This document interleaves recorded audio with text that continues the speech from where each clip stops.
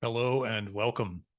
And where you've arrived right now is towards the tail end of my newest video series called 21 Things I Wish I Knew Before I Became a Middle-Aged Man.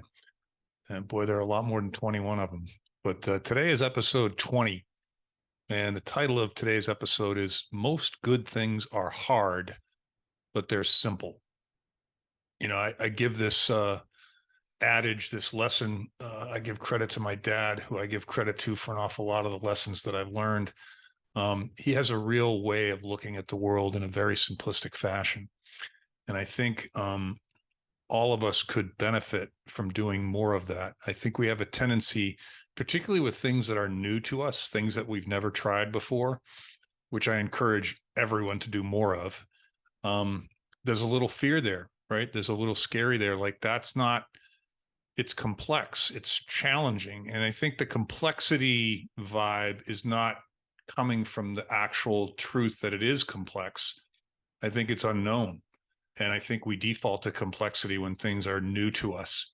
And not to get philosophical about it, but I think if you could look at things, challenges, problems, new things, stepping out there and exposing yourself to ridicule or criticism, whatever it might be, all very healthy things, by the way.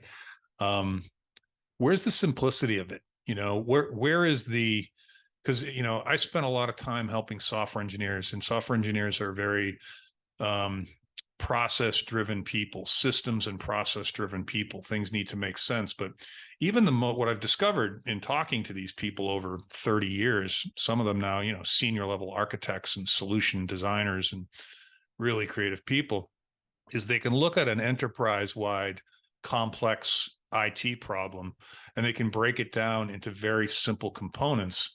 And then they deal with each of those very simple components in a very simple fashion. And then before you know it, before they know it, they have this complex design, which is essentially just a series of simple steps integrated in a certain fashion, automated in a certain fashion, and put forth in a certain order. But to look at that circumstance as in its entirety, it would be overwhelming in its complexity.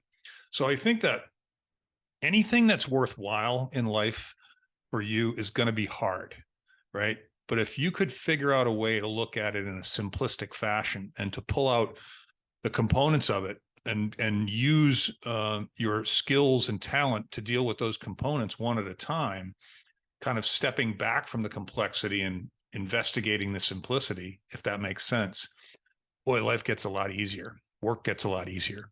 So keep in mind, and I guess the other thing I'll throw out there is when I was in school, and I'm sure this is the case with you as well, you get these multiplication or multiple choice tests. And inevitably, there's at least one, usually more, where you look at the answer and it's obvious. Oh, that's so obvious. And then you start thinking, that's too easy. That's too obvious. There must be a trick to this. And you pick another answer and you get it wrong.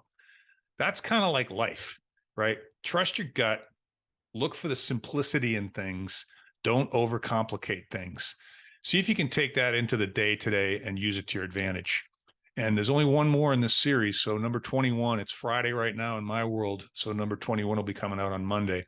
And maybe I'll have something special instead of just the video itself. So enjoy your weekend, and I'll see you in the next video. Have a great day.